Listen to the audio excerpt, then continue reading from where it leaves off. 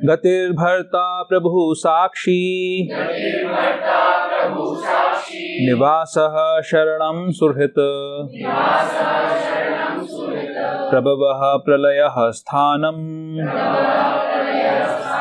निधानं बीजमव्ययम्। अनुवाद एवं तात्पर्य श्रील प्रभुपाद के द्वारा। श्रील प्रभुपाद की जय। मैं ही लक्ष्य, पालनकर्ता, स्वामी, साक्षी, धाम, शरण स्थली तथा अत्यंत प्रिय मित्र हूँ। मैं सृष्टि तथा प्रलय, सबका आधार, आश्रय तथा अविनाशी बीज भी हूँ। तात्पर्य: गति का अर्थ है गंतव्य या लक्ष्य, जहाँ हम जाना चाहते हैं। लेकिन चरम लक्ष्य तो कृष्ण है, यद्यपि लोग इसे जानते नहीं। जो कृष्ण को नहीं जानता वह पथभ्रष्ट हो जाता है और उसकी तथाकथित प्रगति या तो आंशिक होती है या फिर भ्रमपूर्ण। ऐसे अनेक लोग हैं जो देवताओं को ही अपना लक्ष्य बनाते हैं और तदनुसार कठोर नियमों का पालन करते हुए चंद्रलोक, सूर्यलोक, इंद्रलोक, महरलोक जैसे विभिन्न लोकों को प्राप्त होते हैं। किंतु ये सारे लोक कृष्ण की ही सृष्टि होने के कारण कृष्ण हैं और नहीं भी हैं। ऐसे लोग भी कृष्ण की शक्ति की अभिव्यक्तियां होने के कारण कृष्ण हैं, किंतु वस्तुतः वे कृष्ण की अनुभूति की दिशा में सोपान का कार्य करते हैं। कृष्ण की विभिन्न शक्तियों तक पहुंचने का अर्थ है अप्रत्यक्षतः कृष्ण तक पहुंचना। अतः मनुष्य को चाहिए कि कृष्ण तक सीधे पहुंचे, क्योंकि इससे समय तथा शक्ति की बचत होगी। उदाहरणार्थ, यदि किसी ऊंची इमारत की चोटी तक एलिवेटर, लिफ्ट के द्वारा पहुंचने की सुविधा हो, तो फिर एक एक सीढ़ी करके ऊपर क्यों चढ़ा जाए। सब कुछ कृष्ण की शक्ति पर आश्रित है। अतः कृष्ण की शरण लिए बिना किसी वस्तु का अस्तित्व नहीं हो सकता। कृष्ण परम शासक हैं, क्योंकि सब कुछ उन्हीं का है और उन्हीं की शक्ति पर आश्रित है। प्रत्येक जीव के हृदय में स्थित होने के कारण कृष्ण परम साक्षी हैं। हमारे घर, देश या लोक जहाँ पर हम रह रहे हैं, सब कुछ कृष्ण का है। शरण के लिए कृष्ण परम गंतव्य हैं। अतः मनुष्य को चाहिए कि अपनी रक्षा या अपने कष्टों के विनाश के लिए कृष्ण की शरण ग्रहण करें। हम चाहें जहाँ भी शरण लें, हमें जानना चाहिए कि हमारा आश्रय कोई जीवित शक्ति होनी चाहिए। कृष्ण परम जीव हैं। चूँकि कृष्ण हमारी उत्पत्ति के कारण या हमारे परम पिता हैं, अतः उनसे बढ़कर ना तो कोई मित्र हो सकता है, ना शुभचिंतक। कृष्ण सृष्टि के आदि उद्गम और प्रलय के पश्चात परम विश्राम स्थल हैं। अतः कृष्ण सभी कारणों के शाश्वत कारण हैं। श्लोक संख्या 19। तपामिहम अमहम वर्षम निगृहामि युत्सजामि च अमृतम चैव मृत्युश्च सदसच्चाहम अर्जुना। हे अर्जुन, मैं ही ताप प्रदान करता हूँ और वर्षा को रोकता तथा लाता हूँ। मैं अमरत्व हूँ और साक्षात मृत्यु भी हूँ। आत्मा तथा पदार्थ, सत तथा असत दोनों मुझ ही में हैं। तात्पर्य: कृष्ण अपनी विभिन्न शक्तियों से विद्युत तथा सूर्य के द्वारा ताप तथा प्रकाश बिखेरते हैं। ग्रीष्म ऋतु में कृष्ण ही आकाश से वर्षा नहीं होने देते और वर्षा ऋतु में वे ही अनवरत वर्षा की झड़ी लगाते हैं। जो शक्ति हमें जीवन प्रदान करती है वह कृष्ण है और अंत में मृत्यु रूप में हमें कृष्ण मिलते हैं। कृष्ण की इन विभिन्न शक्तियों का विश्लेषण करने पर यह निश्चित हो जाता है कि कृष्ण के लिए पदार्थ तथा आत्मा में कोई अंतर नहीं है, अथवा दूसरे शब्दों में वे पदार्थ तथा आत्मा दोनों हैं। अतः कृष्ण भावनामृत की उच्च अवस्था में ऐसा भेद नहीं माना जाता। मनुष्य हर वस्तु में कृष्ण के ही दर्शन करता है। चूँकि कृष्ण पदार्थ तथा आत्मा दोनों हैं, अतः समस्त भौतिक प्राकट्यों से युक्त यह विराट विश्व रूप भी कृष्ण है एवं वृंदावन में दो भुजा वाले वंशी वादन करते श्याम सुंदर रूप में उनकी लीलाएं उनके भगवान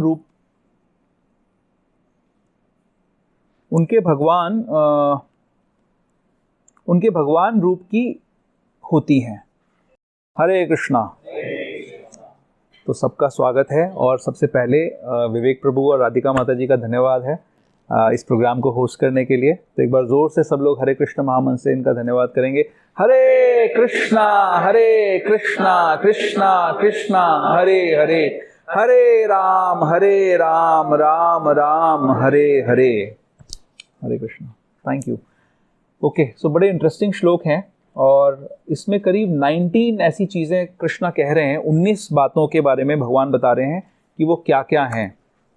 तो बड़ा इंटरेस्टिंग है इसको समझना। बट इससे पहले हमेशा की तरह थोड़ी सी चर्चा कि अभी तक हमने क्या डिस्कस किया है गीता के अंदर।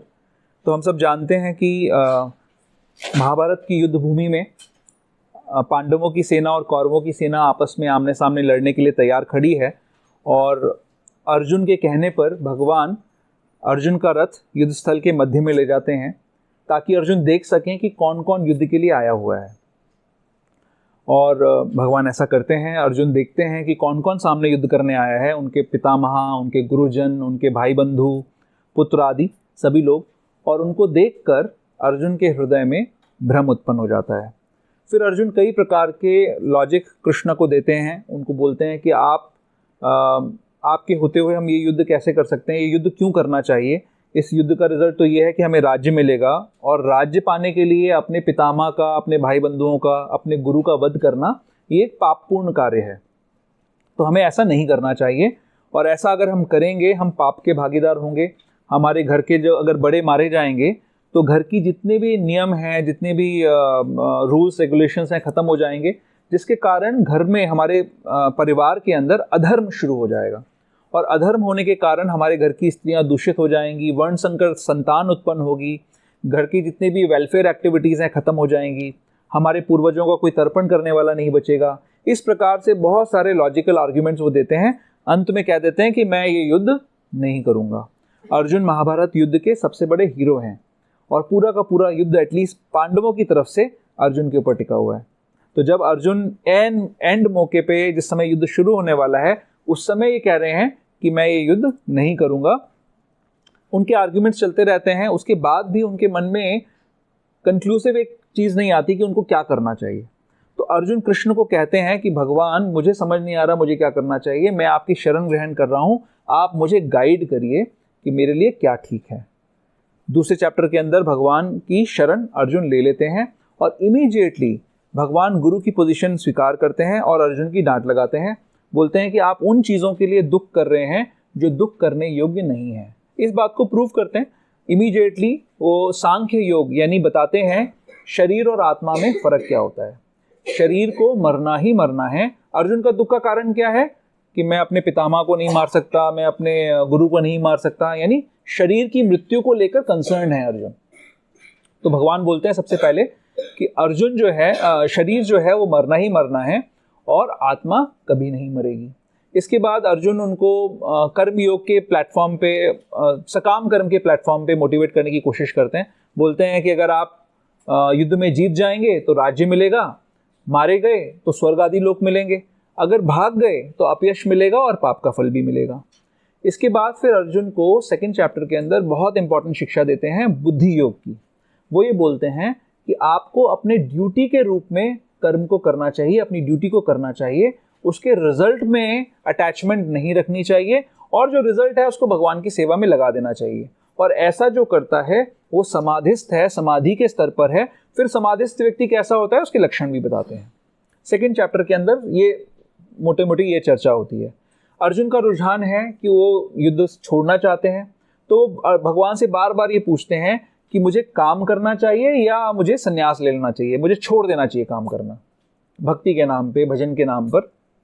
भगवान बोलते हैं नहीं, काम ना करने से ज़्यादा श्रेयस्कर है कि काम करें, लेकिन काम के फल पे अटैचमेंट नहीं रखनी चाहिए। जीव चेतन है, वो कार्य किए बिना नहीं रह सकता। तो अगर आप ड्यूटी के रूप में काम करेंगे और उस काम के रिजल्ट से अटैच नहीं होंगे तो आप कर्म बंधन में नहीं बंधेंगे। फिर थर्ड चैप्टर में आता है कि हम क्यों पाप करते हैं, सब कुछ जानते हुए हमसे गलती क्यों होती है। तो भगवान बताते हैं कि रजोगुण और तमोगुण के प्रभाव में, कामेश क्रोधेश, क्रोध और काम के प्रभाव में हमारा ज्ञान ढक जाता है। अज्ञान में होने के कारण हम गलतियां करते हैं। तो फिर फोर्थ चैप्टर के अंदर भगवान बताते हैं कि ज्ञान कैसे प्राप्त किया जाता है, कैसे परंपरा के माध्यम से हमें ज्ञान मिलता है। अपने बारे में भी ज्ञान बताते हैं कि वो कब आते हैं, क्यों आते हैं, यहाँ आते हैं तो क्या करते हैं, भगवान यहाँ अवतरित होते हैं तो किस कारण से अवतरित होते हैं, कब कब अवतरित होते हैं, क्यों होते हैं, ये सारी बातें डिस्कस होती हैं। और इसी में भगवान अकर्म के बारे में भी बताते हैं फोर्थ चैप्टर के अंदर कि हमें काम करते हुए भी काम नहीं करना वो कैसे तरीका होता है, ठीक है। और फिर कई सारे यज्ञों का वर्णन करते हैं और बताते हैं कि इन सारी एक्टिविटीज का रिजल्ट दिव्य ज्ञान है, और अगर दिव्य ज्ञान में हम आ जाएंगे तो फिर हम पाप कर्म नहीं करेंगे, हम भगवान की सेवा में स्थित हो सकते हैं। इसके बाद अष्टांग योग की चर्चा आती है। उसके बाद भगवान गीता को, जैसे हम जानते हैं कि 3 भागों में डिवाइड किया जा सकता है। पहले 6 जो चैप्टर्स हैं वो कर्म योग, बीच के जो 6 चैप्टर्स हैं भक्ति योग, और लास्ट के 6 चैप्टर्स ज्ञान योग। तो ये फर्स्ट सेक्शन 6 चैप्टर पे खत्म हो जाता है। इसमें भगवान एंड में बताते हैं कि इतने सारे योगों का जो वर्णन किया है उसमें टॉप मोस्ट योगी कौन है। कई सारे योगों का वर्णन कर दिया, अब बताया 3 क्वालिटीज होती हैं। वो क्या क्वालिटीज होती हैं? श्रद्धा, हाँ, शरणागति, हर समय चिंतन, और श्रद्धा पूर्वक सेवा तो आपने बता दिया, और क्या? शरणागति लेनी है, चिंतन करना है, और श्रद्धा पूर्वक भजन करना है। तो ये टॉप मोस्ट योगी है। और इन 3 चीजों को करने के लिए हमें जानना पड़ेगा, जिसका चिंतन करना है, जिसकी सेवा करनी है, जिसकी शरणागति लेनी है, उस व्यक्ति को जानना पड़ेगा। तो भगवान ने अपना डिक्टेट दिया कि ये टॉप मोस्ट योगी है जिसके अंदर ये 3 चीजें हैं। फिर बताया कि वो 3 चीजें कैसी, कौन किसके अंदर होती हैं, उनके अंदर कैसे हैं ये सब चीजें। तो ये सब बातें 7वें चैप्टर के अंदर भगवान बताते हैं कि कैसे संसार की सारी चीजें उनकी शक्तियों के द्वारा चल रही है। जो 8 तत्व हैं जिनके माध्यम से सारा एक्सटर्नल नेचर भगवान बताते हैं। फिर बताते हैं जो जीवात्मा है वो भी मेरा अंश है, और जो 8 तत्व हैं वो भी मेरा अंश है। इसके बाद भगवान बताते हैं कि जो मेरी माया है, ये पॉइंट इंपॉर्टेंट है, आज की डिस्कशन से रिलेटेड भी है। जो मेरी माया है, जो ये 3 गुणों वाली माया है, वो मेरी शक्ति है और उससे पार पाना बहुत मुश्किल है। अगर कोई व्यक्ति मेरी शरण ग्रहण कर लेता है तो वो उससे पार पा सकता है। ये बात बहुत इंपॉर्टेंट बताते हैं 7वें चैप्टर के अंदर। और उसके बाद डिस्कशन शुरू हो जाता है कि कौन कौन व्यक्ति है जो भगवान की शरण नहीं लेता।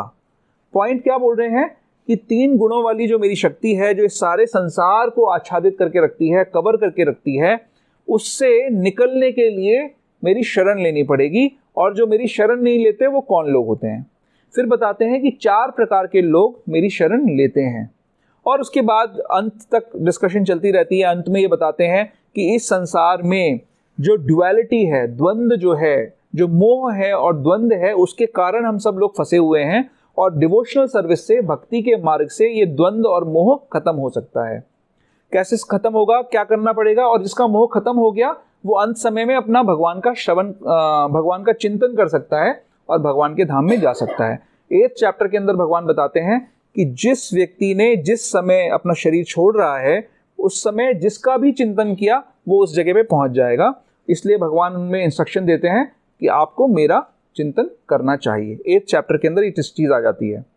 8 चैप्टर के एंड में भगवान बताते हैं कि जो अनन्य भक्त है वो किसी समय भी अगर शरीर छोड़ता है, उससे पहले एक बात आ जाती है, सॉरी मैं भूल गया, कि अगर कोई व्यक्ति सिर्फ योगी है बट वो भक्ति में नहीं है, तो अगर वो एक सही अवस्था में सही समय पे अपने शरीर को छोड़ता है तो वो संसार में वापस नहीं आता।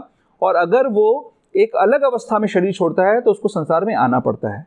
लेकिन ये कंडीशंस भक्त के लिए लागू नहीं होती। जो अनन्य भक्त है वो किसी समय भी अपना शरीर छोड़ता है, वो संसार में नहीं आता।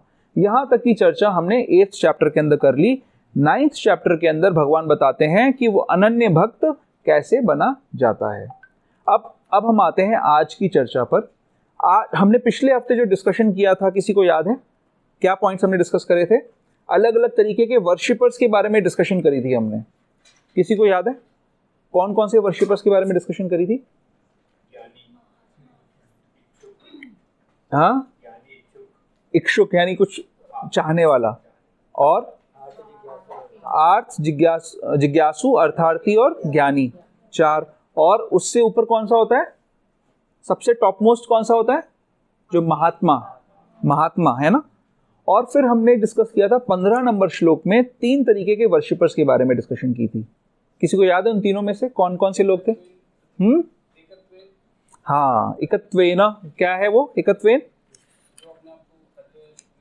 जो खुद की पूजा कर रहा है। फिर क्या है?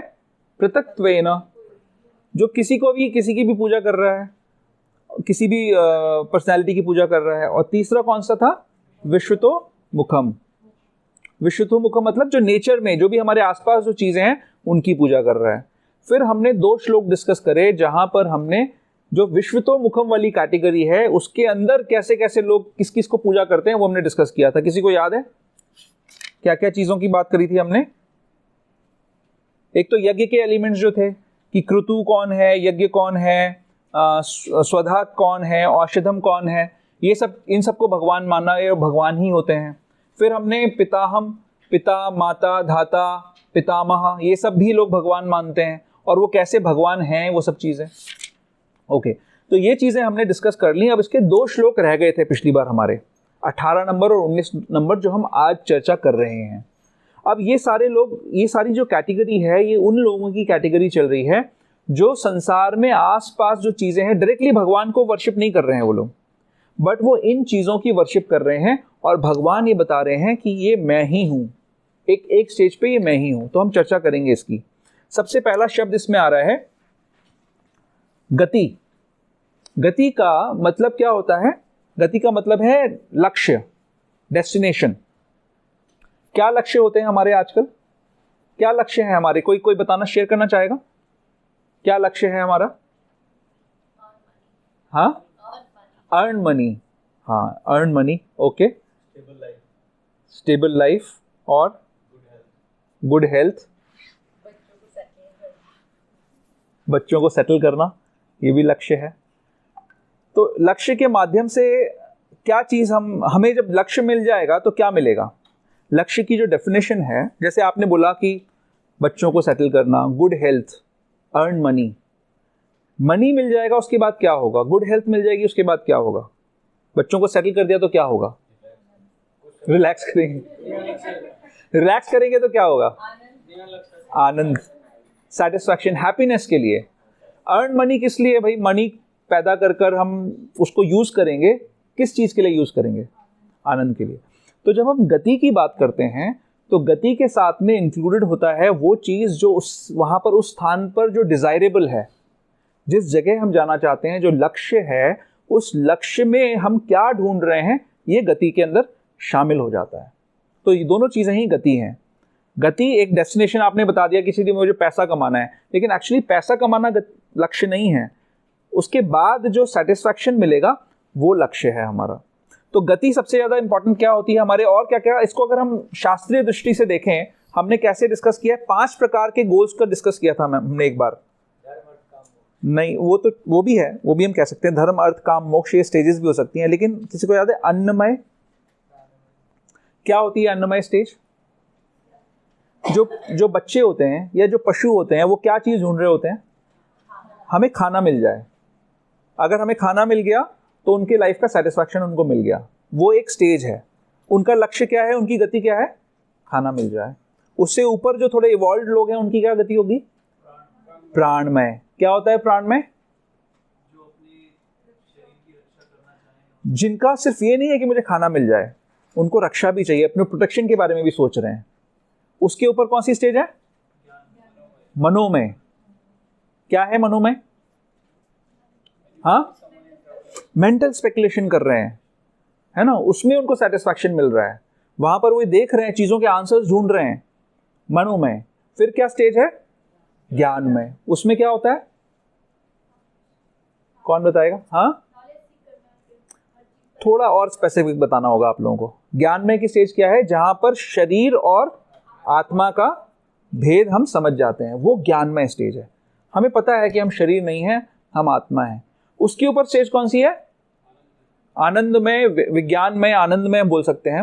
आनंदमय, आनंदमय कौन सी स्टेज है? जहां पर आपको भगवान से रिलेशनशिप का पता लग जाएगा। तो ये सारी क्या है? गतियां हैं, डिफरेंट डिफरेंट डेस्टिनेशंस हैं। अब भगवान ये कह रहे हैं कि मैं इसमें गति हूं।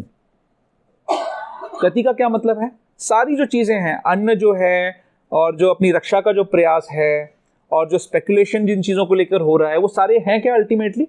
भगवान ये बता चुके हैं पहले ही कि हमने पिछली बार डिस्कस किया था, शक्ति और शक्तिमान अभेद्य होते हैं। अगर किसी की शक्ति है, सन का एग्जाम्पल लिया था, सनलाइट अगर अंदर आ रही है तो हम कह सकते हैं कि सन अंदर आ गया, बट एक्चुअली सन अंदर नहीं आता, सिर्फ सनलाइट अंदर आती है। तो सन और सनलाइट एक दृष्टि से एक ही हैं, बट अलग भी हैं। आप अगर सनलाइट को एनालाइज करोगे तो आप पूरे सन को एनालाइज नहीं कर रहे हो, दोनों में फर्क है, काफी बड़ा फर्क है। इसी प्रकार से गति, अब लोग क्या करते हैं दुनिया में, हम बात कर रहे हैं किनकी, वर्शिपर्स की बात कर रहे हैं, तो लोगों के वर्शिपेबल गोल्स ये बन जाते हैं। भगवान ने 7th चैप्टर में बताया कि इस संसार में जो भी कुछ चीजें हैं वो मेरी बहिरंगा शक्ति से आच्छादित हैं, तमोगुण, रजोगुण और सतोगुण से आच्छादित हैं, ठीक है। और उनसे पार पाने के लिए आपको मेरी शरण ग्रहण करनी पड़ेगी। और अब हम यहाँ पर डिस्कस कर रहे हैं उन लोगों के बारे में जिन्होंने गति को, अपने डेस्टिनेशन को, लक्ष्य को भगवान मान रखा है। ऐसे जानते हैं आप किसी को, ऐसे लोगों को? जैसे मान लीजिए आपने बोला अर्निंग मनी, लेकिन आपने तो सुंदर मंदिर बना रखा है, आप तो भगवान की भी शरण ग्रहण करे हुए हो, आप उस कैटेगरी में नहीं आओगे। लेकिन क्या आप ऐसे लोगों को जानते हो? हम बोलते हैं कॉर्पोरेट वर्ल्ड की लैंग्वेज में बोलते हैं, he is very passionate about work, work is worship. सुने ऐसा कहते हैं ना लोग, कहते हैं ऐसे लोग। और उनके लिए क्या है, उनका लक्ष्य, किसी को बहुत बड़ा, मान लो राहुल गांधी का लक्ष्य क्या है, पीएम बनना। उसके लिए भगवान क्या है कि वो लक्ष्य, अगर मैं पीएम बन गया तो वो उसी की उपासना कर रहा है, राइट। इसी तरीके से अलग अलग लोगों के ये जो मैंने 5 स्टेजेस बताए, अन्नमय, प्राणमय, मनोमय, ज्ञान विज्ञानमय या आनंदमय, ये सारे स्टेजेस पे आदमी का जो लक्ष्य है वो उसका भगवान बन गया। तो भगवान क्या कह रहे हैं, क्योंकि सारी चीजें मेरे से ही आ रही हैं तो अल्टीमेटली वो मैं ही हूं। इनडायरेक्ट वर्शिप है, लेकिन वो डायरेक्ट वर्शिप नहीं है। मेरी गति भी मैं ही हूं, क्योंकि अल्टीमेट डेस्टिनेशन क्या होगा जब आप इस लक्ष्य को प्राप्त कर लोगे। पैसा, हेल्थ, हेल्थ की बात करते हैं, चलो पैसे पे तो हम बहुत बार बात कर चुके हैं, हेल्थ पे शायद बात नहीं करी हमने, हेल्थ पे बात करते हैं। हेल्थ अगर अच्छी रहेगी तो कितने समय तक अच्छी हेल्थ रहेगी? कितने लोग हैं जो जानते हैं किसी 140 वर्ष के व्यक्ति को जिसकी हेल्थ अच्छी है? कोई है ऐसा आपके ध्यान में? कितने साल तक हेल्थ हमारी अच्छी रहेगी? बट हम जानते हैं लोग, कई सारे ऐसे लोग हैं जिनकी लाइफ का लक्ष्य है अपनी हेल्थ को अच्छा करना, बट उनके कितने भी प्रयास के बाद क्या उनकी हेल्थ अच्छी रह सकती है? हमारे को कितने समय के लिए लाइफ मिली है? लिमिटेड ड्यूरेशन के लिए लाइफ मिली है, राइट। और भगवान कह रहे हैं कि सारी चीजें, ये शरीर बना है, धरती, जल, अग्नि, वायु, आकाश, मन, बुद्धि, अहंकार, इनका ये शरीर बना हुआ है, राइट। भगवान ने शक्ति दी है शरीर के अंदर, भगवान ही चला रहे हैं, जब चाहें इसमें से निकाल सकते हैं। आगे आएगा इस बारे में डिस्कशन। तो भगवान की शक्ति से चलने वाला शरीर, और भगवान ने कुछ बेसिक नियम बताए हैं, बैलेंस बताया है, हमारी इंद्रियां या हमारी शरीर और आत्मा इकट्ठी रह पाए इसके लिए कुछ डिसिप्लिन बनाए हैं, यम, नियम, आसन, प्राणायाम, कुछ चीजें बताई हैं, ठीक है। वो आपको एक डिसिप्लिन्ड वे में करना जरूरी है। अपने शरीर की रक्षा के लिए जैसे रोज भोजन पाना जरूरी है, वैसे थोड़ी एक्सरसाइज करना भी जरूरी है। सिर्फ शरीर की ही रक्षा करना, दिन रात यही सोचते रहना कि मेरा शरीर कैसे स्वस्थ रहेगा, तो वो क्या कर रहे हैं, किस चीज की वर्शिप कर रहे हैं? उन लक्ष्य, गति, उनकी गति है हेल्थ, और उस लक्ष्य की वर्शिप कर रहे हैं वो। क्या ये इंटेलिजेंस है? क्यों भगवान बता रहे हैं ये नॉलेज यहाँ पर? ये इंटेलिजेंस नहीं है। भगवान बोल रहे हैं अल्टीमेट डेस्टिनेशन मैं हूं, क्योंकि जब तक आप मेरे पास नहीं आओगे आपको सेटिस्फैक्शन नहीं मिलेगा। तो जो हेल्थ की वर्शिप कर रहा है उसको क्या मिलने वाला है? थोड़े समय के बाद फेलियर मिलने वाला है। वहां जब पहुंच जाएगा, जब हेल्दी भी हो जाएगा, मान लो उसका मिशन सक्सेसफुल हो गया, वो हेल्दी है, बट हेल्दी होने से क्या हम सेटिस्फाई हो सकते हैं? क्या हम हैप्पी हो सकते हैं? Is health equal to happiness? क्या बोलते हो आप? Not necessarily. In some context, in some quantum it can be. थोड़ी सी मात्रा में हो सकती है। अगर कोई अनहेल्दी है तो हैप्पी नहीं हो सकता, ये भी हम कह सकते हैं। हेल्थ आवश्यक है, but health it can not be our destination, वो गति नहीं हो सकती हमारी। तो हमें इन सब शब्दों को, जो भगवान, जो मैं 19 टर्म्स की बात कर रहा हूं, हम उसको प्रैक्टिकल एस्पेक्ट से समझने का प्रयास करेंगे कि कैसे वो लोग उसको समझते हैं, उन चीजों को ऐसे मानते हैं, बट वो एक्चुअली डेस्टिनेशन नहीं है हमारा। हरे कृष्णा।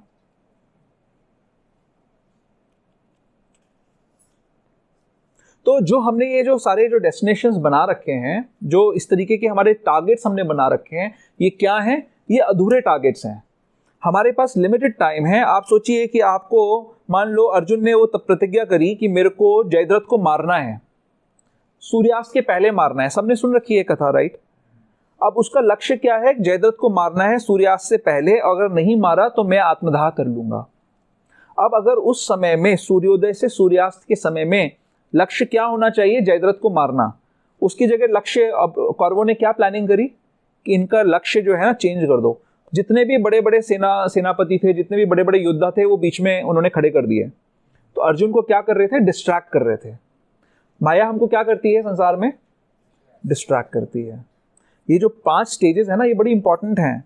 पैसा क्या है? Basically economic development, right?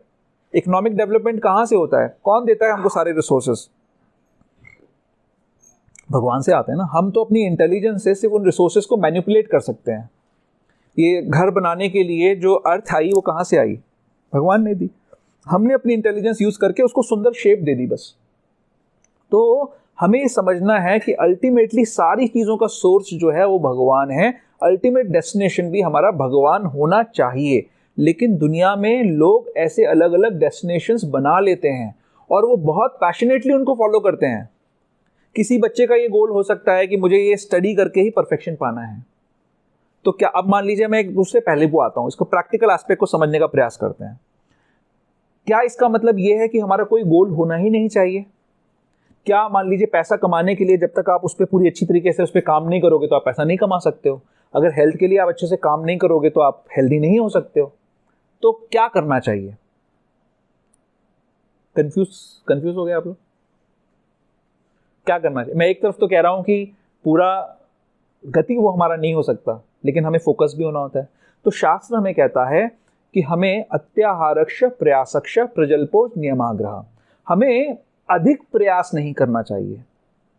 अधिक प्रयास हमारे डेस्टिनेशन, जो रियल डेस्टिनेशन है, उसके लिए होना चाहिए। एक्स्ट्रा एंडीवर उसके लिए होना चाहिए। बाकी चीज़ों के लिए, बाकी जो जितनी भौतिक गोल्स हैं, जैसे हेल्थ के लिए थोड़ा सा आप एक्सरसाइज करिए, उसके बाद भी हो सकता है आप बीमार भी हो सकते हैं और हो सकता है आप सही रहें। आप प्रयास करिए पैसा कमाने का, हो सकता है आपको भगवान पैसा दे दें, हो सकता है ना दें। हम सभी जानते हैं कितने सारे लोगों को जो डिजर्व करते हैं, मेहनत करते हैं, फिर भी वो पैसा नहीं कमा पाते। कुछ ऐसे लोग भी हैं जो डिजर्व करते हैं, मेहनत करते हैं, वो पैसा कमा लेते हैं। कुछ ऐसे भी हैं जो डिजर्व नहीं करते, मेहनत नहीं करते, फिर भी पैसा कमा लेते हैं।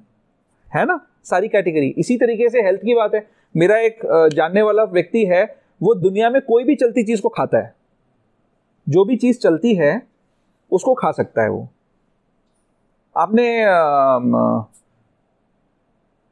आपने डक समोसा सुना है कभी? डक समोसा, समोसा सुना है आप लोगों ने?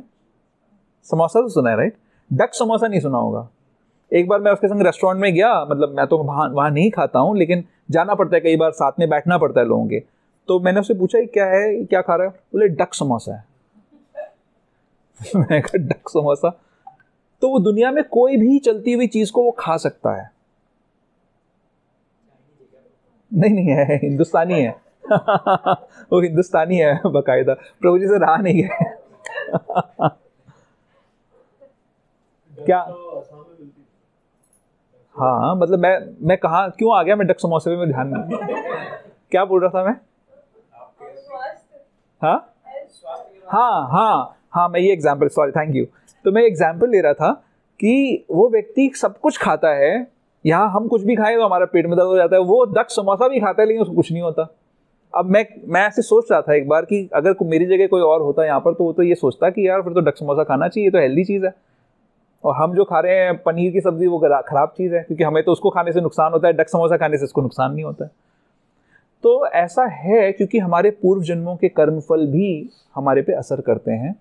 हम अभी जो कर रहे हैं उसका भी हम पे प्रभाव पड़ता है। तो हमें इस जीवन यात्रा के अंदर जो स्टार्टिंग से एंड तक का जो समय है उसको काटना है और मेन लक्ष्य को ध्यान में रखना है।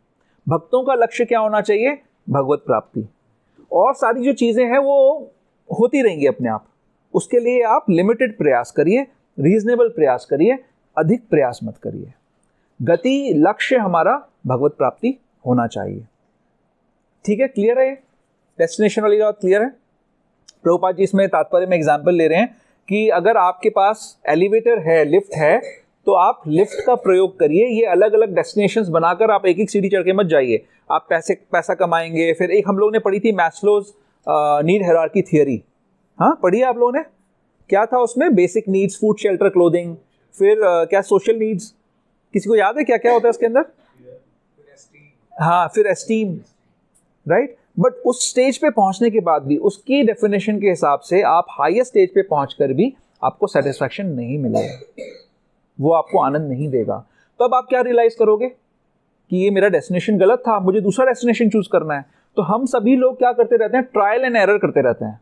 ये डेस्टिनेशन सही नहीं है, चलो इसके आगे और कुछ है, वो भी ठीक नहीं है, उसके आगे और कुछ है। लेकिन शास्त्र हमें बता रहा है, गाइड कर रहा है कि क्या सही डेस्टिनेशन है, किसकी तरफ जाना है। तो ये जितने भी सारे उल्टे पुल्टे डेस्टिनेशंस हैं, इनको छोड़ दो। दूसरों को देखकर ये मत सोचो कि मेरे पास ये होना चाहिए। आप अपने से हमेशा नीचे देखो।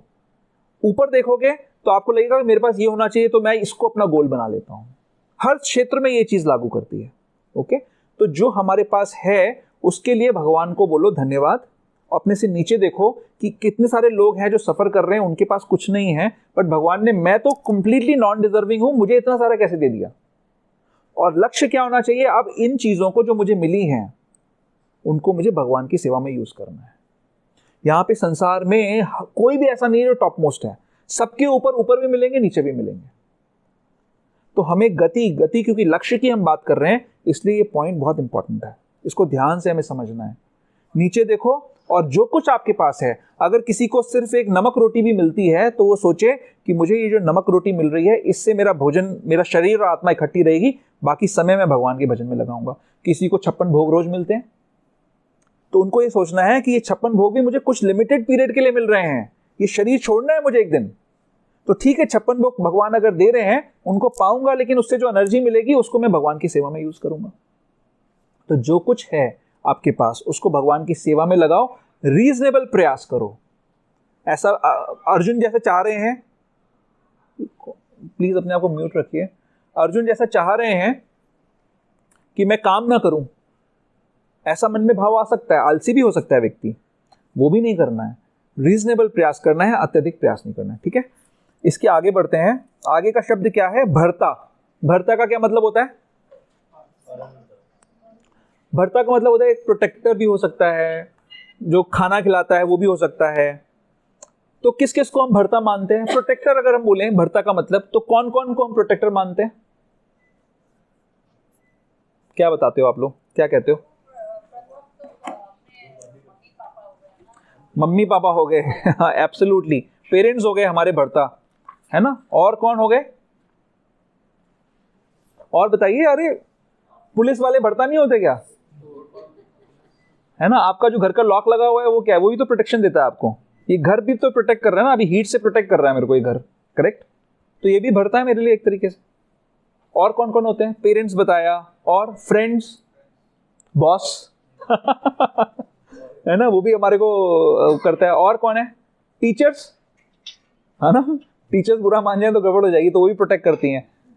क्यों, क्या कहते हो अद्वैत, निमाई? हाँ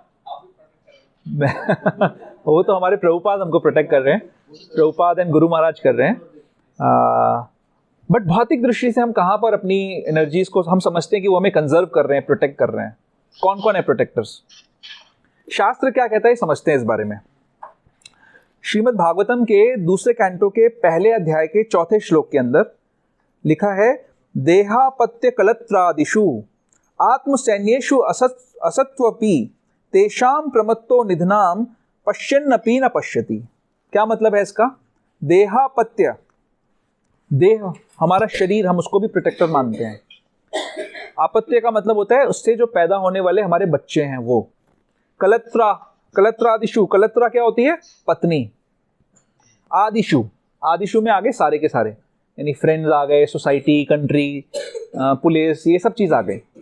तो ये क्या कह रहा है शास्त्र इनको? ये कह रहा है ये असत्वपि, ये जो सेना है, ये हम लोग इन सबको एक अपनी सेना की तरह मानते हैं कि ये सब लोग हमें प्रोटेक्ट करेंगे, ये हमें प्रोटेक्ट करने वाले लोग हैं। पर ये कैसी सेना है? ये असत सेना है। क्यों असत सेना है? हम देखते हैं, जैसे माता जी ने बताया कि हमारे पेरेंट्स हमको प्रोटेक्ट करते हैं। 2.1.4 भागवतम, हाँ। तो हम सब देखते हैं, हम सब सोचते हैं ऐसा, बच्चों के लिए है, उनके पेरेंट्स उनको प्रोटेक्ट करते हैं। बट आप देखो कि ये असत सैन्य है। असत सैन्य क्यों है? क्योंकि ये हमें हर समय नहीं प्रोटेक्ट कर सकते। किस समय तक प्रोटेक्ट करेंगे, कहाँ तक जाएंगे?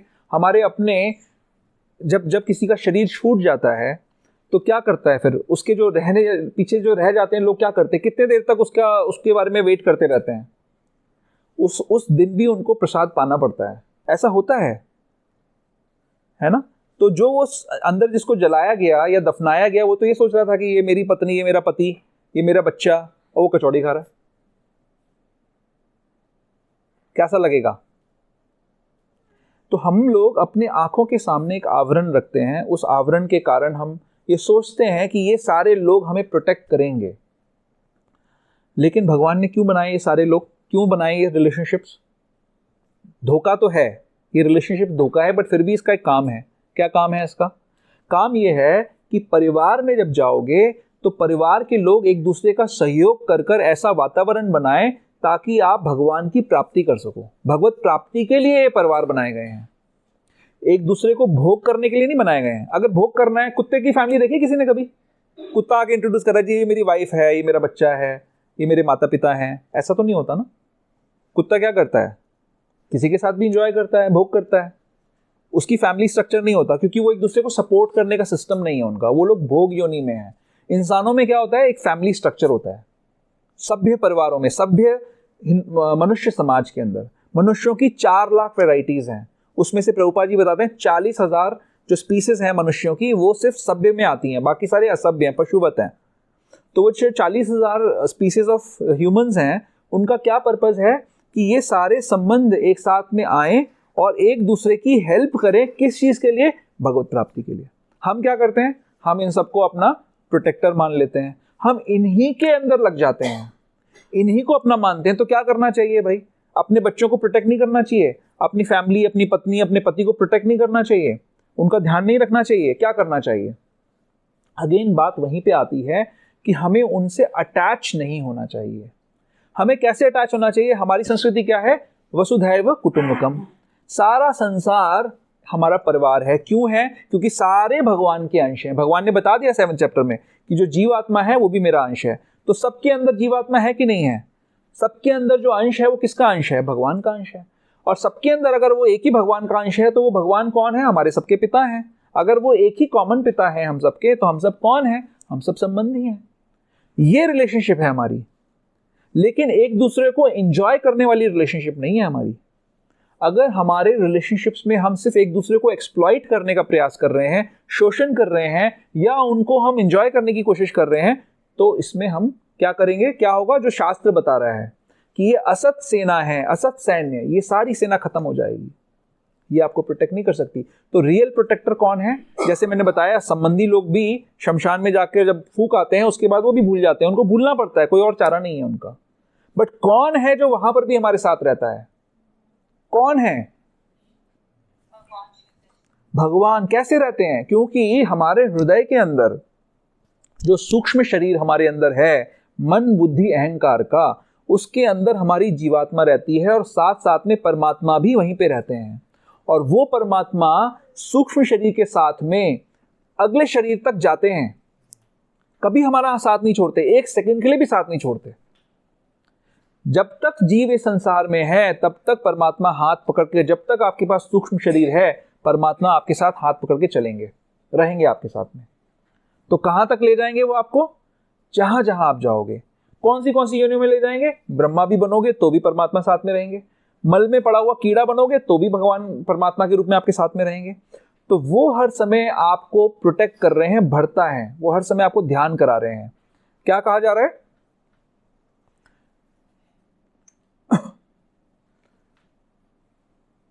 इसके बाद क्या है? अगला श्लोक, अगला शब्द क्या है? प्रभु। तो भर्ता कौन है? हमने क्लियर कर लिया, सबको समझ में आ गया भर्ता कौन है? पति, पत्नी, बच्चे, माता पिता, ये सब क्या है? असत, असत सैन्य है, असत सैन्य है। लेकिन ये जो सेना है इसका कुछ रोल है, ये हमारी हेल्प कर सकते हैं। अगर ये लोग सब कृष्णा कॉन्शियस हो जाएं तो ये भगवान तक हमें ले जाने में हमारी हेल्प कर सकते हैं, इसलिए ये स्ट्रक्चर बनाया गया है। ये कंक्लूजन है इसका, ठीक है। आगे का क्या काम है? प्रभु। प्रभु का क्या मतलब होता है? जो कि सुप्रीम कंट्रोलर है, जो कंट्रोलर है। कौन कौन से कंट्रोलर्स को जानते हैं हम यहाँ पर दुनिया में? अगेन यही सब नाम लिए जा सकते हैं। क्या क्या कंट्रोलर्स होते हैं? एडमिनिस्ट्रेशन एक कंट्रोलर है, हमारा सुपीरियर एक कंट्रोलर है, टीचर एक कंट्रोलर है। कई बार हम सिर्फ कंट्रोलर्स के प्रति अटैच हो जाते हैं, हमें लगता है ये कंट्रोलर ही हमारे लिए भगवान है। आपने देखा है पॉलिटिकल पार्टीज के जो मेंबर्स होते हैं, किसको जानता है? किसी पॉलिटिकल पार्टी के मेंबर को किसको जानता है? जैसे जो कार्यकर्ता होते हैं वो जान भी दे सकते हैं अपने लीडर के लिए, क्योंकि उनके लिए वो लीडर जो है वो सुप्रीम है। वो कौन है? भगवान के समान है। बट प्रभु कौन है असलियत में? क्या वो पॉलिटिकल लीडर या कोई दुनिया का प्राइम मिनिस्टर या प्रेसिडेंट या राजा क्या हमको प्रोटेक्ट कर सकता है? Raja is considered to be representative of Krishna. राजा कैसे समझा जाता है? कृष्णा का रिप्रेजेंटेटिव है। तो प्रभु का मतलब राजा भी होता है। लेकिन अगर वो राजा का कर्तव्य क्या होता है कि वो भगवान की वो ऐसा शासन करे जिससे जो जनता है, जो उसके फॉलोअर सब्जेक्ट्स हैं, वो सारे भगवान के भक्त बन पाए। अगर वो ऐसा शासन नहीं करता तो क्या करते हैं भगवान? ये सारा का सारा जो महाभारत का युद्ध हुआ, ये किस कारण से हुआ? एक कैरेक्टर है महाभारत में, दुशासन। दुशासन का मतलब क्या होता है? दुशासन का मतलब दुष्ट शासन।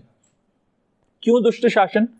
राजा का क्या काम है कि जो राज्य में जो स्त्रियां हैं, जो ब्राह्मण्स हैं, जो बच्चे हैं, जो गाय हैं, जितनी भी ये सब चीजें हैं, इनको प्रोटेक्ट करना राजा का काम है। दुशासन क्या कर रहा था? किसको कर रहा था डिसरोप? जो रानी है द्रौपदी, उसी को वो नंगा करने की कोशिश कर रहा था। तो क्या हुआ? उसका नाम दुशासन। भगवान ने क्या किया उसके साथ में? इमीडिएटली भगवान ने इस महाभारत युद्ध की व्यवस्था करी और किसको स्टैब्लिश किया? दुर्योधन को हटाकर वहां पर स्टैब्लिश किया युधिष्ठिर महाराज को। दुशासन जैसे जो राजा हैं उनको कैसे पनिश किया? उसकी बाहें काटी नहीं गई, उसकी बाहें उखाड़ी गई। जब काटा जाता है तो दर्द होता है, बाहों को काटा जाता है दर्द होता है, उखाड़ा जाता है तो क्या होता है? तो बहुत दर्द होता है। तो दुशासन जो है, जितने भी जो कंट्रोलर्स जो हम जिनको भगवान मान सकते हैं, दुशासन कैसा था? वो अपने भाई का ब्लाइंड फॉलोअर था, राइट? दुर्योधन का ब्लाइंड फॉलोअर था। उसके लिए भगवान कौन था? स्वयं कृष्ण वहां पे खड़े हुए हैं, लेकिन उसके लिए भगवान कौन है? दुर्योधन। उसके लिए भगवान दुर्योधन है। तो ऐसे बहुत सारे लोग हैं दुनिया में आज भी। अगेन वही सेम प्रिंसिपल काम करेगा कि समय लिमिटेड है, उसमें हमने ये भगवान डिस्क्राइब कर रहे हैं कि किन किन लोगों को लोग भगवान मान सकते हैं, और वो स्वयं ये हैं। भगवान इज द सुप्रीम कंट्रोलर।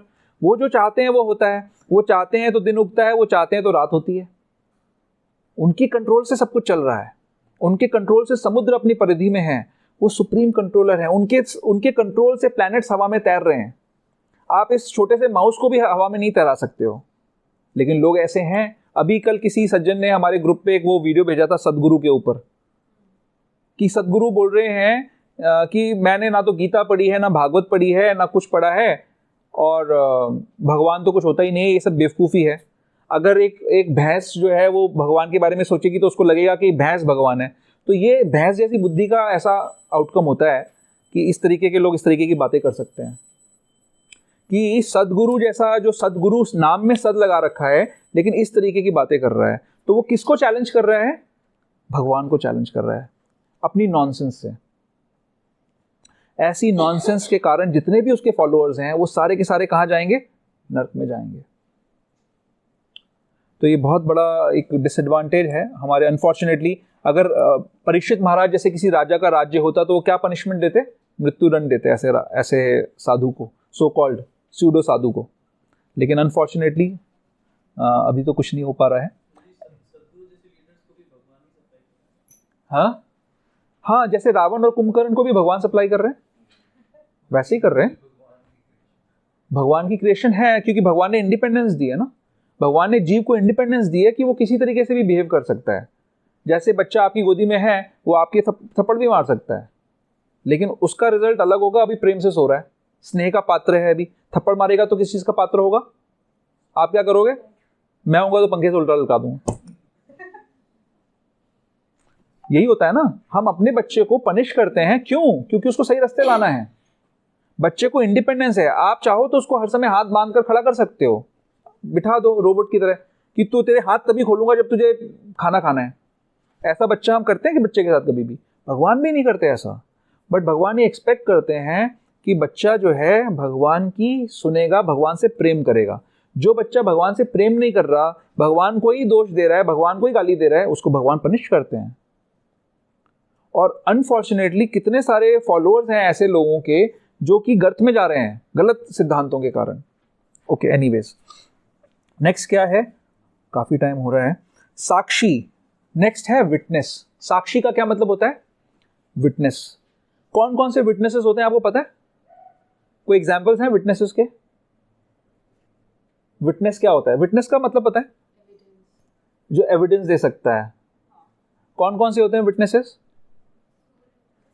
हाँ, सूर्य है ना, कभी सूर्य है, कभी चंद्रमा है, कभी वायु है, और अग्नि है, जल है। ये सारे जो डेमीगॉड्स हैं, सारे देवी देवता हैं, ये सब साक्षी होते हैं। तो कोई व्यक्ति इनके भी पूजा कर सकता है, इनकी वर्शिप कर सकता है, साक्षी की वर्शिप कर सकता है। बट परम साक्षी कौन है? कृष्ण है। सबका आंसर एक ही है। परम साक्षी क्यों है भगवान? कहाँ रहते हैं? क्योंकि हृदय में रहते हैं, परमात्मा के रूप में हृदय में रहते हैं। हर समय आप सोचते हो उससे पहले परमात्मा को पता है कि आप क्या सोच रहे हो। हम यहाँ पर बैठ के बहुत अच्छे से एक्ट कर सकते हैं, अच्छे सभ्य सज्जन व्यक्ति की तरह बैठ सकते हैं, परमात्मा को पता है कि क्या हालत है अंदर से, उनको सामने पता है। तो हम उनको धोखा नहीं दे सकते हैं। वो साक्षी हैं, सुप्रीम साक्षी हैं वो। तो हमें ऐसे साक्षी का हमें भक्त बनना चाहिए। ओके, नेक्स्ट क्या है? निवास। निवास का क्या मतलब है? जहां हम रहते हैं, जिस जगह हम एंजॉय करते हैं, उस जगह को कहते हैं निवास। तो अब आप जानते हैं ऐसे लोगों को जो अपने घर से बहुत प्रेम करते हैं, वर्शिप करते हैं, घर से, घर की वर्शिप करते हैं, जानते हो? ऐसे होते हैं लोग, बहुत सारे होते हैं ऐसे लोग। वो अपने घर के अंदर ही उनकी सारी की सारी जो बुद्धि है वो घर में ही लगी हुई है कि घर के साथ तो उनका संबंध कभी टूटेगा ही नहीं। उनको बोलो जी आपको वृंदावन चलना है, मैं घर छोड़ के नहीं जा सकता। क्यों भाई, घर में क्या है ऐसा? नहीं नहीं नहीं, घर छोड़ के तो मैं जाता ही नहीं हूँ, मेरा नियम है, घर छोड़ के मैं नहीं जा सकता। क्यों नहीं जा सकते भाई घर में? घर कब तक रहेगा आपके साथ में? आप देखिए कि भगवान कैसे इंटेलिजेंटली एक एक बात को यहाँ पे खोल रहे हैं कि ये वर्शिपर्स हैं। तो भगवान क्या कह रहे हैं कि ठीक है, ये जो घर, अगर कोई व्यक्ति अपने घर से भी आसक्त है तो घर भी मेरी शक्ति से बना हुआ है, उसमें भी धरती जल अग्नि वायु आकाश ही लगी हुई है।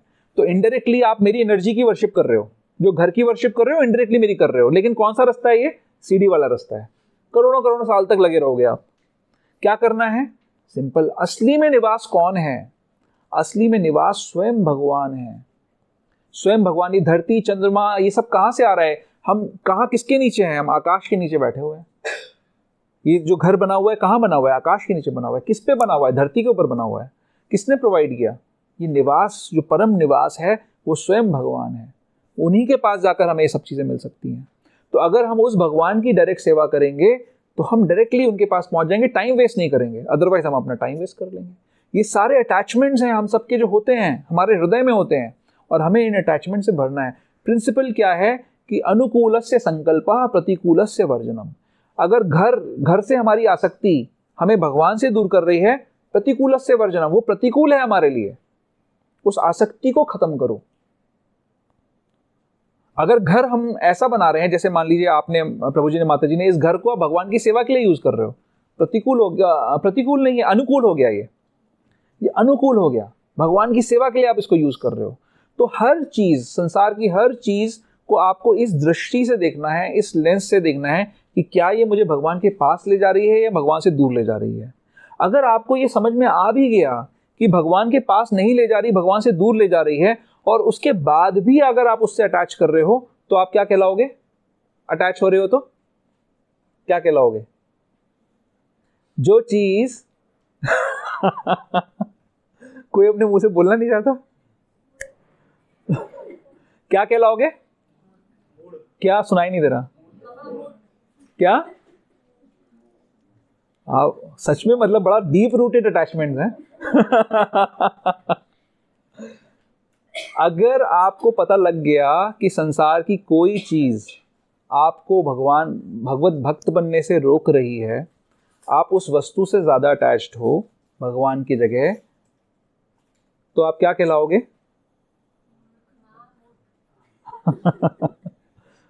चलो, आप लोग बोलना नहीं चाहते हो, और अभी मतलब ठीक से समझ नहीं आई बात ये वाली। हाँ, अब आई कुछ बुलंद आवाज। थैंक यू माता जी। माता जी का 2 बार कहा मूर्ख मूर्ख। मूर्ख कहलाएंगे क्योंकि क्यों? एक्चुअली हंसने की बात नहीं है, ये समझने की बात है कि हमें वाकई में लिमिटेड टाइम मिला है यहाँ पर, और उस समय में अगर आप अपने रिसोर्सेज को अच्छे से इन्वेस्ट कर कर इस समय का सदुपयोग कर लो तो आपसे बड़ा इंटेलिजेंट कोई नहीं है। और अगर आप इन अटैचमेंट्स में पड़े रहे, जो रिसोर्सेज आपको दिए गए थे गोल की प्राप्ति के लिए, उन रिसोर्सेज से ही अटैच हो गए आप, तो आपसे बड़ा कोई मूर्ख नहीं हो सकता। इसीलिए भगवान यहाँ पे बता रहे हैं कि ऐसे लोग हैं। फिर क्या है, नेक्स्ट शब्द क्या है? शरणम। शरणम क्या होता है? शरण का क्या मतलब होता है? जो व्यक्ति हमारे प्रॉब्लम्स को, जिसके पास जाकर, जिसका शेल्टर लेने के बाद हमारी प्रॉब्लम्स खत्म हो जाए, उसको कहते हैं शरणम। तो कौन कौन शरण देता है हमको? अगेन कोई एग्जाम्पल यूनिक जो अभी तक हमने डिस्कस नहीं किया, कोई ऐसा एग्जाम्पल है किसी के ध्यान में? नहीं, वो तो आ गया। चलो, माता पिता और चीजों के लिए डॉक्टर डॉक्टर की भी शरण ले लेते हैं हम, है ना? डॉक्टर की शरण ले लेते हैं। एक्चुअली लोग वर्शिप करते हैं डॉक्टर्स को, है ना, कि ये डॉक्टर ही मेरे लिए भगवान है। क्यों डॉक्टर भगवान होता है? कि भाई शरीर जो मरा जा रहा था उसको उसने स्वस्थ कर दिया, तो गलत बात तो नहीं है। हाँ हाँ जी, सॉरी,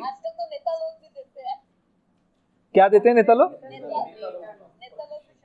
हाँ, नेता लोग भी, बट वो हम डिस्कस कर चुके हैं पहले वाले कॉन्टेक्स्ट में। नेता लोगों को, डॉक्टर अभी पहली बार आया है, नेता लोग भी कर चुके। फेक गुरुज भी शेल्टर देते हैं। क्या बोलते हैं जी? आपको बस, चलो छोड़ो, कुछ और एग्जांपल लेते हैं। हाँ हाँ, सब कुछ छोड़ के आ जाओ, अपनी प्रॉपर्टी मेरे नाम कर दो, अपनी बीवी मेरे नाम कर दो। ऐसा होता है, आपको पता है? इनफैक्ट अनफॉर्चुनेटली हमारे गौड़ीय वैष्णव संप्रदाय में एक ऐसा समय आया जब कई सारे अपसंप्रदाय उदय हुए और उन्होंने गौड़ीय वैष्णविज्म के नाम पर ये सब किया, जिसकी वजह से हमारी जो गौड़ीय वैष्णविज्म है, हम औरों को क्या बोले, हमारे संप्रदाय के अंदर ऐसा हुआ। एक समय ऐसा आया जब हमारे संप्रदाय के अंदर लोगों ने शोषण किया, और इसीलिए भक्ति विनोद ठाकुर जब आए, उन्होंने उन सारे, भक्ति विनोद ठाकुर के पहले एक बाबा जी आए, उन्होंने सारे ऐसे अपसंप्रदाय को एक्सपोज किया कि जो भक्ति के नाम पर सेंटिमेंटली या इमोशनली ब्लैकमेल कर कर लोग शोषण कर रहे थे, एक्सप्लॉयटेशन कर रहे थे। तो ये सारे जो शरणम जो यहाँ पर बात हो रही है, ये फॉल्स शेल्टर देने वाले लोग हैं। असली में शेल्टर कौन देता है? भगवान देता है। कितने सारे एग्जाम्पल्स हैं ना शास्त्र में। जैसे भगवान राम ने, विभीषण जब आए उनके पास, तो भगवान ने उनका, जब युद्ध शुरू भी नहीं हुआ था तब तक, उनका राज्याभिषेक कर दिया कि मैं तुमको लंका का राजा बनाता हूँ। तो फिर प्रश्न उठा कि मान लीजिए हमारे जो संदेश वाहक हैं जा रहे हैं रावण के पास, और मान लीजिए युद्ध के दरमियान या युद्ध के पहले रावण भी शरण लेने आ जाता है, तो क्या करोगे आप? आपने तो विभीषण को राजा बना दिया। तो क्या कहते हैं भगवान कि मैं इसको अयोध्या का राज्य दे दूंगा अगर रावण मेरी शरण में आएगा। तो वो रावण जिसने भगवान की पत्नी का हरण किया, भगवान के अंतरंगा शक्ति सीता मैया का हरण किया, उनके लिए भगवान के हृदय में ये शरणागति का भाव है। इस संसार के जितने भी शरण देने वाले लोग हैं ना, डॉक्टर कब शरण देता है? क्या देते हो आप डॉक्टर को? आप डॉक्टर को बोलो मैं फीस नहीं दूंगा, शरण देगा वो आपको? कभी नहीं अपॉइंटमेंट नहीं मिलेगी। हाँ, वो फॉरेन ट्रिप पे चला जाएगा। तो दुनिया में सारे का सारा जो शरण देने वाले भी जो लोग हैं, इनफैक्ट जो इतने पायस प्रोफेशंस थे, जैसे टीचिंग है, टीचर भी शरण देता है, राइट? टीचिंग है, या गुरुज हैं जो सेमिनार्स चलाते हैं, फीस चार्ज करते हैं, है ना? कई सारे चलते हैं ना, आर्ट ऑफ लिविंग में ऐसा होता है, सदगुरु में भी ऐसा होता है क्या? पैसा लेते हैं वो? लेता होगा, ऐसे कैसे हो सकता है? हाँ you are very intelligent and you are fortunate. So but क्या करते हैं ये लोग? क्यों पैसा लेके फिर टीच करते हैं? अगर पैसा नहीं दोगे तो टीच नहीं करेंगे ना। जो लेकिन सही में सदगुरु है, in the real sense of the term, जो सदगुरु है वो क्या करेगा? वो विद्या का दान देता है। कौन सी विद्या का दान देता है? दिव्य विद्या का, दिव्य ज्ञान का दान करता है। कहाँ ले जाएगी वो विद्या? वो हमें कृष्ण से मिलाएगी। तो जो शेल्टर देने वाला व्यक्ति है वो बिजनेस नहीं करता है, बट इस संसार में सारे के सारे जो रिलेशंस हैं जहां पर ये शेल्टर होता है, वो सारे व्यापार पे ही सीमित होते हैं। तो उन सारे रिलेशनशिप्स को हमें कहाँ डाइवर्ट करना है, समझना है कि ये कृष्ण के रिप्रेजेंटेटिव हैं जब तक कृष्ण की बात को मान रहे हैं। जैसे कि फॉर एग्जाम्पल शास्त्र में 5.5.18 के अंदर भागवतम में एक श्लोक आता है जो मैं कई बार कोट करता हूँ। क्या है? गुरु न शस्यात्। क्या है फिर आगे? गुरु न शस्यात्, स्वजनो न शस्यात्, पिता न शस्यात्, जननी न शस्यात्, पतिं न सत्स्यात्, दैवम न सत्स्यान्, न मोचयेदेह समुपेत मृत्युम। ये सारे लोग कौन हैं जिनका मैं नाम ले रहा हूँ? गुरु शेल्टर देता है, शरण देता है। स्वजन फैमिली मेंबर्स क्या करते हैं? शेल्टर देते हैं, हमको शरण देते हैं। पिता माता शेल्टर देते हैं। फिर पति शेल्टर देता है पत्नी को, और देवता भी शेल्टर देते हैं। शास्त्र क्या कह रहा है कि अगर ये सारे 6 के 6 रिलेशनशिप्स, अगर ये आपको जो शेल्टर्ड है उसको जन्म मृत्यु के चक्कर से छुड़ाने का प्रावधान नहीं कर रहे, तो जो शेल्टर्ड है उसको जो शेल्टर देने वाला है उसका क्या करना चाहिए? त्याग कर देना चाहिए। मैं नहीं कह रहा हूं, शास्त्र कह रहा है। कितना स्ट्रॉन्ग स्टेटमेंट है ना ये। उसका त्याग कर देना चाहिए। सुहृद किसको कहते हैं? सुहृद वो है जो बिना किसी फायदे के किसी का फायदा करता है, मतलब कोई आदान प्रदान नहीं। सुहृद वाला एक वर्ड आता है, बहुत फेमस वर्ड है, याद है किसी को? भगवत क्या है शुरुआत? भोक्तारम यज्ञ तपसाम सर्वलोक महेश्वरम सुहृदम सर्वभूतानाम। सर्वभूतानाम सुहृद है। आप अपने बच्चे के लिए सुहृद होते हो, मान लो, है ना। आप अपने बच्चे का ध्यान दे सकते हो। अब यहाँ पर अगर कोई कहीं पे कोई चींटी चल रही हो, कोई मच्छर हो, हम उसके लिए तो सुहृद नहीं होते ना। भगवान कैसे हैं? सुहृदम सर्वभूतानाम, हर किसी जीव के सुहृद हैं। कैसे सुहृद हैं? हमारी हमेशा रक्षा करते हैं। जीवात्मा ऐसी है कि बता दिया भगवान ने कभी मरेगी नहीं। शरीर दे दिया जीवात्मा को ताकि आप भगवान के धाम तक वापस पहुंच सको। आप यहाँ पर भोग करने के लिए आए थे, भोग करना चाहते थे, इसलिए शरीर दिया, चलो भोग करने का प्रयास कर लो। इसके बाद इंटेलिजेंस भी दे दी, याद भी दिलाते हैं भगवान। भगवान कहते हैं ना कि वो 18.61 क्या श्लोक है? 18.61 है, हृदय देशे अर्जुन ब्राह्मण, भूल रहा हूं मैं उसको, ईश्वरः सर्वभूतानां हृद्देशे अर्जुन तिष्ठति भ्राम्यान सर्वभूतानि यंत्रारूढ़ानि मायया। क्या मतलब है इस चीज का? कि ईश्वर जो है, ईश्वरः सर्वभूतानां, सारे भूत यानी सारे जीवों के सारे बॉडीज में भगवान विराजमान रहते हैं। हृदय देशे अर्जुन, कहाँ रहते हैं? जो हृदय का देश है, जहां पर हृदय रहता है वहां पर भगवान भी रहते हैं। और जैसे यंत्र को चलाया जाता है उस प्रकार इस शरीर को चलाते रहते हैं। तो क्या चलाते हैं? 15.15 में भगवान कह रहे हैं, सर्वस्य चाहम हृदि सन्निविष्टो मत्तः स्मृतिर ज्ञानम अपोहनम चाह। भगवान क्या करते हैं? मत्तः स्मृतिर ज्ञानम अपोहनम चाह, स्मृति देते हैं और उसका हरण भी कर लेते हैं। जो व्यक्ति चाहता है मैं भगवान को भूलना चाहता हूँ, भुला देते हैं उसको। जो व्यक्ति चाहता है भगवान अब मेरे को अकल आ गई है, मैं भटक लिया, बहुत सारे शरणागति ले ली मैंने, बहुत सारी गतियां, बहुत सारे डेस्टिनेशंस को मैंने फिक्स कर लिया, अभी मेरे को अकल आ गई है, बहुत सारे लोगों को अपना प्रोटेक्टर मान लिया, भरता मान लिया, अभी मेरे को समझ में आ गया है कि नहीं ये सब नॉनसेंस है, ये सब कुछ नहीं, सही नहीं है ये, अब मैं आपकी शरण लेना चाहता हूँ। तो भगवान कहाँ? हृदय में बैठे ना, हृदय देशे अर्जुन तिष्ठति। हृदय में बैठे बैठे उनको पता लग गया कि आपके मन में विचार आया है, इमीडिएटली किसी सेंट को भेज देंगे, किसी रिप्रेजेंटेटिव को भेज देंगे, आपके पास एक किताब पहुंचवा देंगे। मेरे को तो आए दिन ऐसा होता है मेरे साथ में कि जब मैं बुक डिस्ट्रीब्यूशन करने निकलता हूँ, कोई ना कोई आ जाता है, वो बोलता है जी मैं तो सोच रहा था, परसों सोच रहा था कि मेरे को गीता मिल जाए कहीं से, और आज आप लेके आ गए।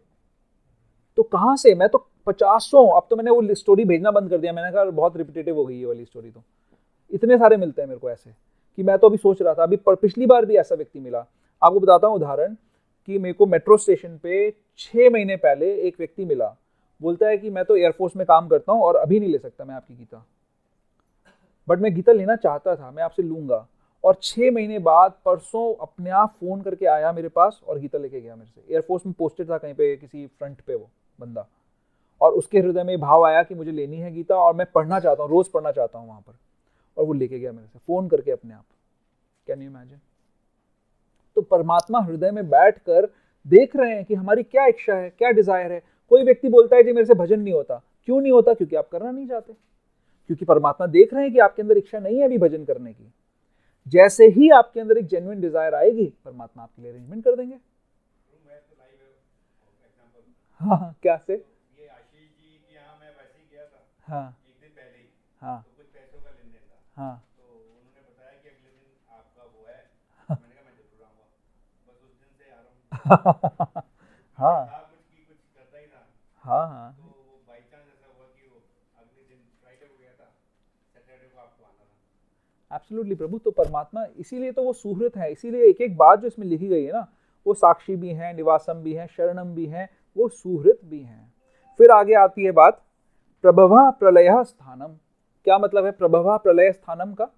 प्रभवा प्रलय स्थानम का मतलब है, आपने कभी देखा है किसी व्यक्ति को जो कि अपने जन्म स्थान से अटैच होता है, उसकी पूजा करता है? 90% ऐसे ही है ना। भारत माता की जय, भारत भूमि की जय, और मेरा जन्म स्थान बहुत इंपॉर्टेंट है, क्योंकि मैं इस जन्म में, मैं इस धरती पे पैदा हुआ हूं, मैं इतना महान हूं इसलिए धरती भी महान हो गई है ना। ये बोलते हैं ना, क्या ये सही है? वर्शिप करते हैं भगवान। क्यों? भगवान क्या कह रहे हैं? भगवान ये कह रहे हैं कि आपने अलग अलग तरीके ढूंढ रखे हैं वर्शिप करने के। अपनी मातृभूमि से आप प्रेम करते हो, तो वो मातृभूमि कितने समय तक रहेगी आपकी? आपने मान लीजिए शरीर छोड़ते समय आपको हिंदुस्तान से बहुत प्रेम है और पाकिस्तान को आप गाली देते हो। शरीर छोड़ते समय आपने क्या किया कि पाकिस्तान को गाली, पाकिस्तान मुर्दाबाद, और प्राण निकल गए उसी समय शरीर से। कहां जन्म मिलेगा अगला? फिर आप क्या बोलोगे? हिंदुस्तान मुर्दाबाद, पाकिस्तान जिंदाबाद। तो ये आइडेंटिटी कहां की है? ये शरीर की आइडेंटिटी है। तो क्या आपने अपने कंट्री की रिस्पेक्ट नहीं करनी चाहिए? अपने स्थान की रिस्पेक्ट नहीं करनी चाहिए? क्या करना चाहिए? मैं फिर से आपको कंफ्यूज कर रहा हूं क्या? केवल उसी की रिस्पेक्ट नहीं करें, वो तो नहीं प्रभु करनी चाहिए। हमें रीजनेबली, एब्सोल्युटली माता जी, हमें उसकी वर्शिप नहीं करनी चाहिए। इस तरीके से नहीं सोचना चाहिए कि ये भगवान है, ये भगवान की शक्ति का एक्सपेंशन है, ये धरती भी इंपॉर्टेंट है, इस धरती में मुझे शेल्टर मिल रहा है, ये इंपॉर्टेंट है। लेकिन क्यों इंपॉर्टेंट है? क्योंकि ये भगवान से आई हुई है। ये कनेक्शन जहां पर भी हम भूलेंगे ना, वहीं पे गड़बड़ हो जाएगी। अगर दुनिया की हर चीज, हर रिलेशन, आप भगवान के कनेक्शन को याद रखोगे, सब कुछ ठीक है।